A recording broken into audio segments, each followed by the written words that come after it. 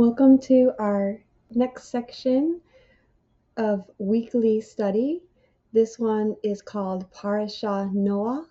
So the first word of the section in the Hebrew is Noah. So it's in this entire weekly study is in honor of Noah.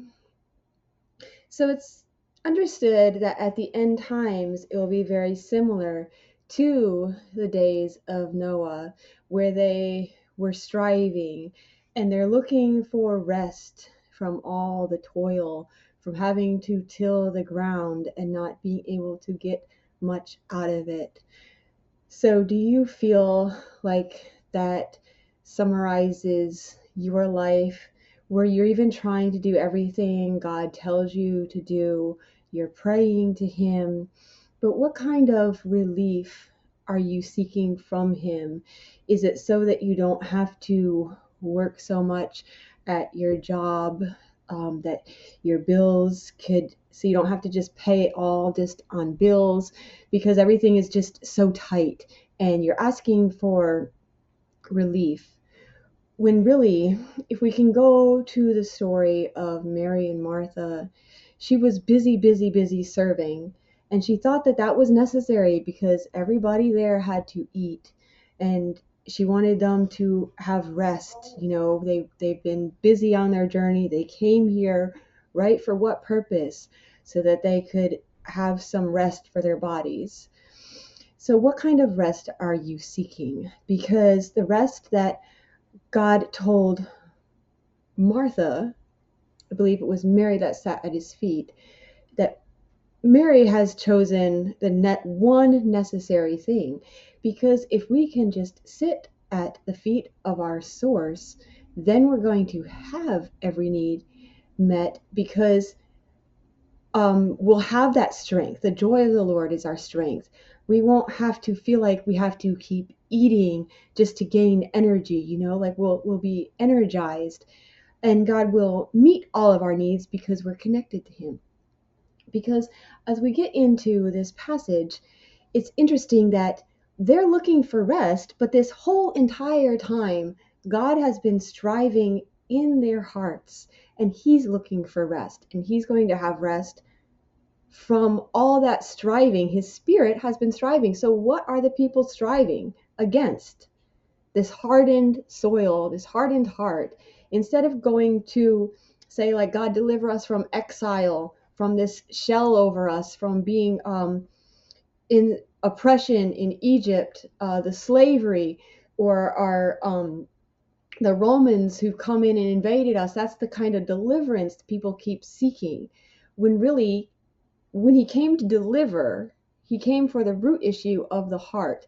If the heart can be softened up to allow God to stop having to strive within you, so you're asking now in faith, just connect to God in faith to stop striving. That's how you can have rest.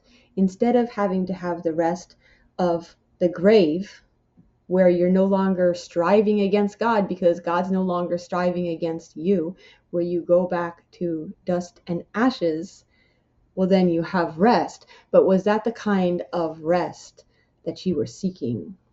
In Genesis 1, how man was originally made was likely not from the ground.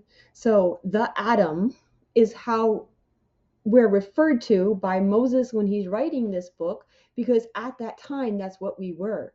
But originally, when God made us, it probably was not from the ground.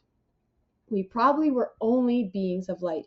So from the ground, that was like a place of lifelessness. Even though God is still in everything, we don't sense it if we are the ones who are cut off from God. So even all these people that were dead, because it says like in the day that you eat of it, you'll die. So they were cut off from God, and yet God's spirit was still striving in them, even if they could not hear His voice. So here in Genesis chapter 1, I don't think that God did this action even. It might not have entered into the world of action. Whereas just He's saying, he's like thinking the thought that might be the creation, the creativity, and he's saying, Actually, this might be make. Let's make.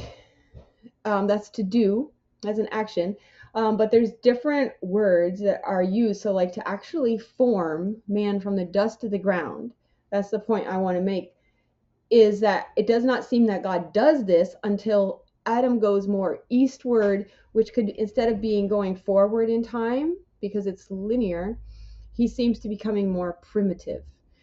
So the way our world is the further we go from God, the longer it takes for us to get an answer to our prayer requests.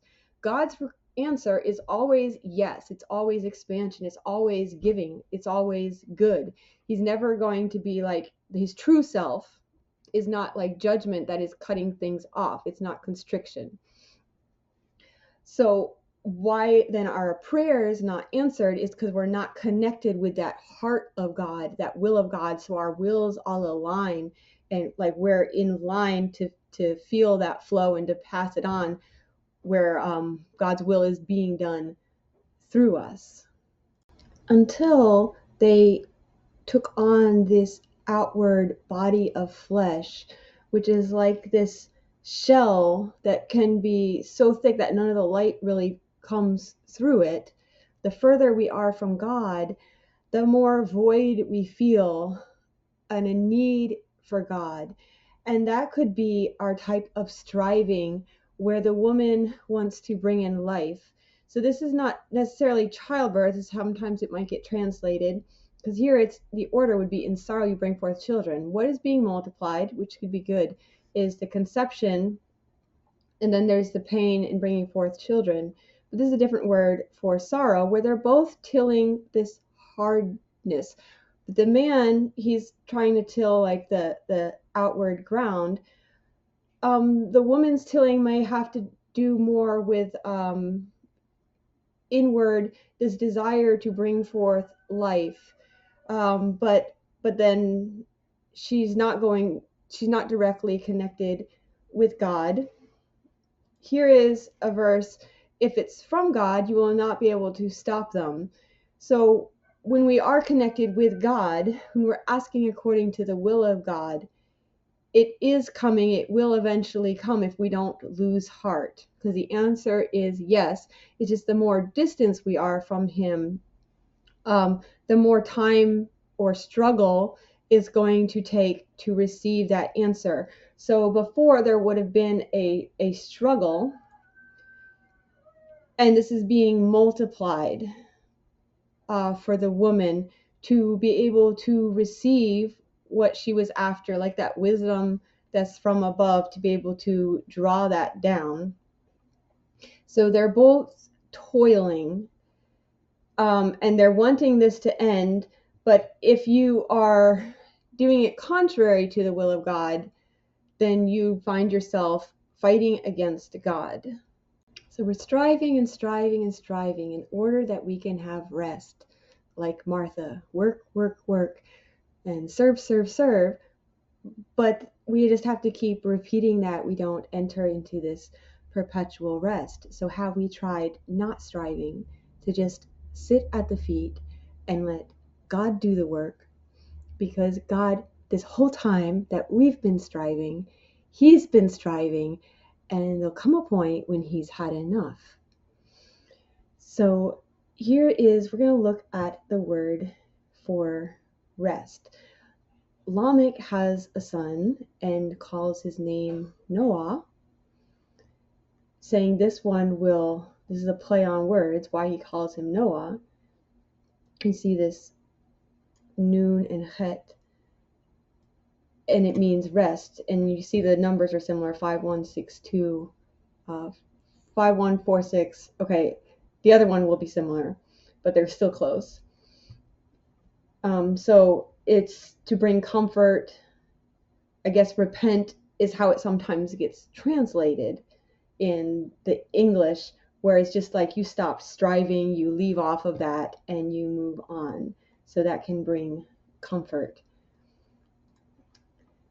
This one will comfort us concerning our actions, our deeds, our works, but were they all necessary if they weren't doing anything?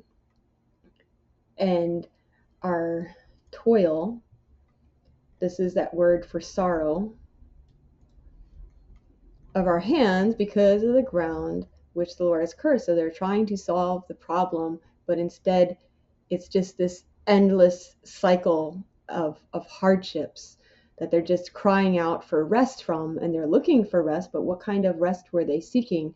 Because it seems that all along God was striving as well. So where God 5162 Naham, and that's the same word. It's translated as repented, but it's that same word to be sorry. But I think it's where you find this peace in your heart because you've been working and working, and then once that decision is made, then you be like, oh, now I've got peace. And now I know I'm not going to have to strive for 900 years when man is just resisting me the whole time. God's spirit has been doing that work of tilling the soil, and they'd be like, no, harden it, stiff neck, rebel against whatever God is saying. So he finds rest. So that's the same word right there. How exactly did Noah bring rest? Lamech said to us, and it ends up that they all died. So did mankind have rest? It says that Noah walked with God, just like Enoch walked with God, but for Enoch, God took him.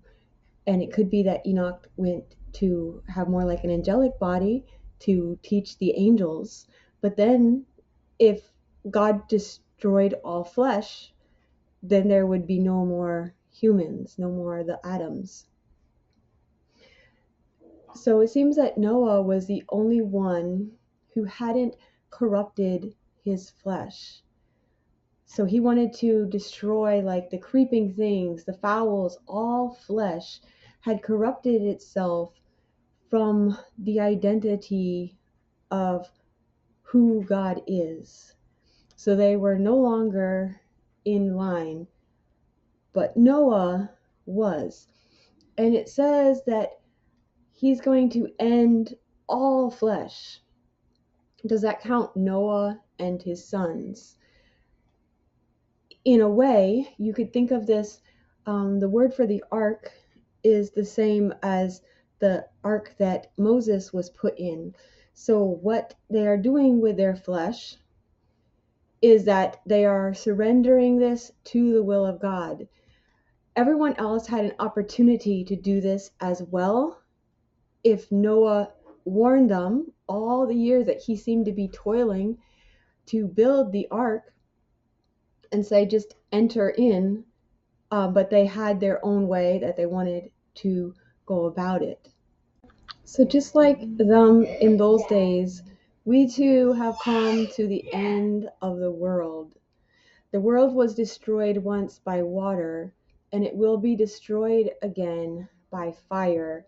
And spiritually speaking, this is like the time of our salvation, just like with Noah.